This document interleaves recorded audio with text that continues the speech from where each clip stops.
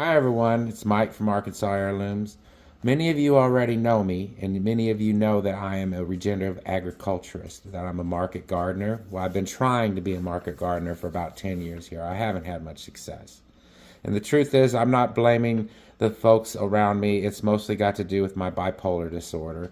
I'm not a great social person, and I'm not a great salesperson, and I don't think I really have a future in that. Now, I do make a few bucks here and there to help with the community garden, which is what my focus has been for the last 2 years. As I quit trying to build a market garden business a few years ago, and I focused completely on building the Cabot community gardens, and we've gotten there, and it's nice. And this year, I'm going to see it through, and I'm going to make sure that we have a really nice experience for the community. It's going to make a lot of food, and it's going to help feed a lot of people in our community that are food insecure. I'm proud of that, and I'm proud of everyone that's helped me. It's taken a lot of people to get that done. And I was able to fight through my bipolar disorder to do this. I'm proud of that. And I do believe that I can go back to work. And this has nothing to do with politics. It just has to do with the fact that if I can go back to work, I got a few years left in me, and I'd like to take better care of my family, especially the way things are going with prices and everything these days. We already struggle. With me being on Social Security and VA benefits, it's not like we live a wealthy life, but we do have a decent home, and we're grateful for what we have. But if I can do more to take care of myself, then I'm happy to try. Well, before I was into regenerative agriculture, I was big into technology. After I'd come out of the Army from OIF, I volunteered to go to Iraq, and my kidneys had failed a few weeks before I'd actually deployed. And I ended up transitioning out through Fort Sam Houston, Texas. That's where I was found disabled. And I've been disabled ever since. But I did take some time after college, or after the military, to try to go to college to get off Social Security. And I made it 3 years before my mental illness got so bad, and the pressure was really hot at that point in engineering, and I began having trouble keeping up with the pressure. It wasn't the work. It wasn't the classes. I was the top of my class, and I excelled in the work I was doing. But I got bad for a few years, and my mental illness got bad. And by the time it began clearing up a little bit, and I began to see light of day, I wasn't qualified for the program no more. There was no getting back into it. And so I have like 6 or 7 classes towards my Bachelor's of Science in Electronics and Computer Engineering Technology from the University of Arkansas, Little Rock. And I'd love to go back and take those classes, but nobody's going to pay for them, and I don't get enough on my benefits to do that. The benefits that I have to worry about being cut now. So I want to go back to work in technology. So what I'm doing is I'm refreshing. I'm going back to my college. I'm reading my textbooks. I'm going back through digital systems. I'm going back into all my programming, my VHDL programming with the digital systems design. Now I'm going to be using a lot of words that I know most of my garden friends are not going to understand, but I'm hoping that some folks out there that are into technology will know what I'm talking about, and will see that I am on the right path and that I have potential here. So as I was talking about programming, VHDL is how we program a graphical type of programming language that we use with digital systems.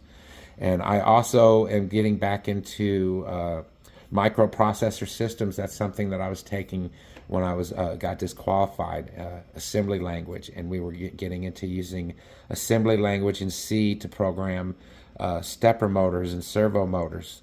And that's something I have a great deal of experience in from my years as a CNC machinist. So to be able to program and to build CNC machines should demonstrate my potential.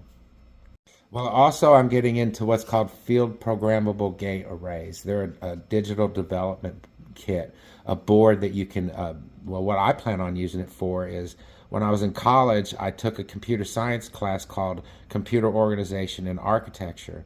And in that class, I'd taken all my digital knowledge, and I'd learned how to build a 4-bit CPU. And I'd like to build that 4-bit CPU on this field programmable gate array, see if I can get that working, because that would be a way to reinforce what I'd learned like 10 years ago. Now, my focus has been agriculture, and I'd like to apply technology into my garden. So, smart farming is something I'm looking at. I'm looking at using microcontrollers in to turn my carport into a greenhouse. That project will use microcontrollers with heaters and fans and different moisture sensors and pH sensors, and hopefully using optical sensors and AI to detect nutrient deficiencies. That's a little bit advanced, but I have the project laid out in front of me already using a STEM32 microcontroller and MicroPython. I do believe I can deploy AI. And the first step is using it to tell the difference between a cat and a dog. And if I can do that, then the next step is learning how to actually teach one of these neural networks. And that's, using one that's already taught is one thing, deploying that. But the next level would be actually teaching one. And I would teach it on plant databases. One that's private would be PlantSnap, but there's public ones like Google. Well, I have a lot of ideas, and the ideas are for to build these projects the best I can, to start simple and work more and more advanced, and hopefully folks who are into technology, headhunters and people who own businesses maybe, will see my potential and they'll follow along. And hopefully I'll be able to get back to work. And I hope I can do this by this fall. If I can't get back into technology by this fall, then I'm going to try my best to take some college classes to get that degree done. And then hopefully maybe I can get back to work. But any money I make off any garden starts or any produce this year is going to pay for that technology and to pay for the classes to help me get back to work. One of my last college classes was Advanced Microprocessor Systems, and we were learning all about the 8086 microprocessor and its architecture, and using assembly language and working with all the registers. And honestly, I don't remember a whole lot about that. That's something I'm going to be going back over. But it seems to me the most important things I can do is get my experience back up, my skills back up, building circuits, working with microcontrollers, because that was what was coming up next, embedded systems with microcontrollers. And so I've got some breadboards, solderless breadboards, and some jumper kits. Got me a inexpensive DC power supply. Got me one of these inexpensive digital oscilloscopes, which is quite different from when I was going to college. We'll see how that works out. But I also have, STEM32 microcontroller unit. I'm going to use it to deploy AI there's a library in Python, MicroPython, that allows you to use an optical sensor to detect a cat or a dog just by a picture. So I figured that would be a good place to begin my research in deploying AI with microcontrollers. So that's something I'm into. And I haven't used stepper motors in quite a bit since college, but we were using assembly in C to control stepper motors with pulse width measurement. That's something I have to get back into. And also the whole Python thing, because the feds don't like the idea that C and C++ is not memory safe anymore, is what I'm hearing. And so they want us to use Rust, or they want us to use Python. So I'm into Python myself. So that's what I'm going to focus on. I'm also focusing on Python in data structures and algorithms, which is a class I took in college that I think is a good place to get going, get started on understanding machine learning, large language models. I think from there, learning how to use the libraries with AI, I'll be in good shape to maybe get a job in technology. This right here is the Altera Cyclone 4 FPGA. I was talking about the field programmable gate array. And I can't take it out of the static bag, obviously. I'm not all hooked up and all, but yeah, this is where I plan on doing some digital systems design work, and where I want to build that 4-bit CPU that I designed, see how it works out. This is a knockoff, and they say it's not the easiest thing to program, but it'll be a learning experience, let's just say that. So I also picked up a bunch of servo motors because stepper and servo motors are what we use in CNC, computer numerical control. I was a CNC machinist, and when I went into college, robotics and automation is a big part of electronics and computer engineering technologists. So understanding how to use these stepper motors and servo motors and brushless motors, because drones are big now, I think that might be helpful for me. I also picked up a USB blaster, which is how I program the MCUs.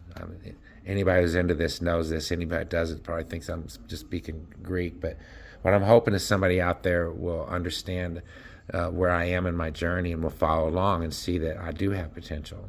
I am very sharp, and when I was in college, I was at the top of my class before my mental illness disqualified me. I also picked up this pack of sensors from generic sensors for the STM32 microcontroller that I bought, and I figure that some of these might be useful for what I'm trying to do, but at least it'd be good learning for me to practice with these. And I also have all kinds of these like speakers and stuff like that to come with it. Yeah. But the main sensor I need will be an optical sensor for my first project, and I'll have to pick that up. I have to pick up some digital components as I go along. But the idea is to build these projects and to create a portfolio to show folks what I can do here, to see maybe someone who will see what my potential is. I also got one of these solar panel arrays. Well, it's not an array, it's just a solar panel. An array would be meaning more than this. The point is, and I have the solar charge controller, and it's good for MCU microcontroller control, which I'm hoping that I can use this as a part. See, because I'm trying to get into smart farming here, mostly is what I'm trying to do.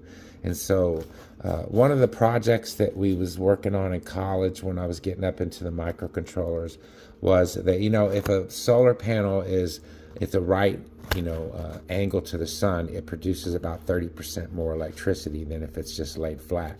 So to use the MCU to control that solar panel so that it tracks the sun and stays at that optimal angle, well, that's how you get more output from your panels. So that's a project that I'd like to get back into, and I bought this little cheap solar panel set to help me just to begin to learn and to see what path I need, what I'll actually need to do the project. I do have the microcontroller, and I have stepper motors to do the controls, so I'm in pretty good shape. It's just one of these cheap panels, but it was already working really decently, when I took it out. So I'm excited to see what I can do with it.